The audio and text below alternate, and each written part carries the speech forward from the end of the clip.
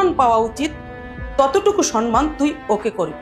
তোর মুখের জন্য এইসব কথা আর কোনোদিন না শুনি। কথাটা বুঝেছিস?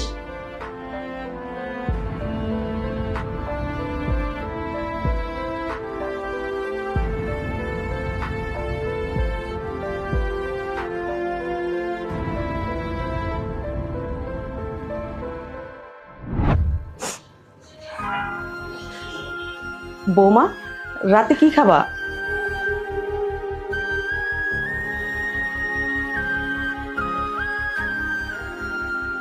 কি হলো বৌমা, তুমি কাঁদছো কেন?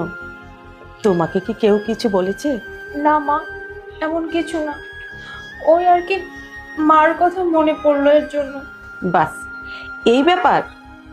আচ্ছা যাও, তুমি তোমার মায়ের সাথে কথা বলো।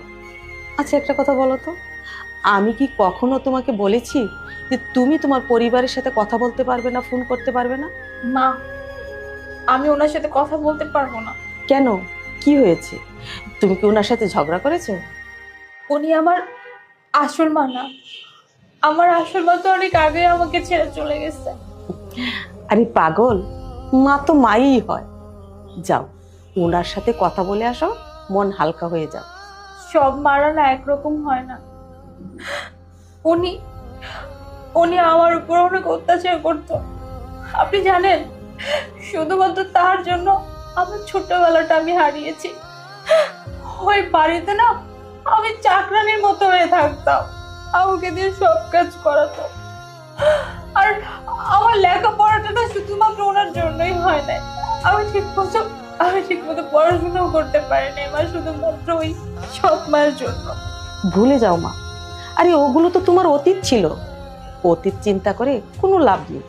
ঠিক বলেছেন মা, আমার সত্যি আমার অতীতটাকে ভুলে যাওয়া উচিত। মা, আপনাকে একটা কথা বলবো। মানে আপনাকে পাওয়ার পর না আমার সত্যি মনে হয়েছে যে আমি আমার মাকে ফিরে পেয়েছি।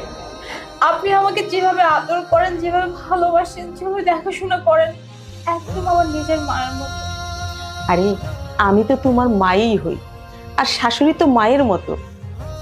একটা কথা জেনে রেখো, এই বাড়িতে আমি তোমার কোনো কষ্ট হতে দেব না।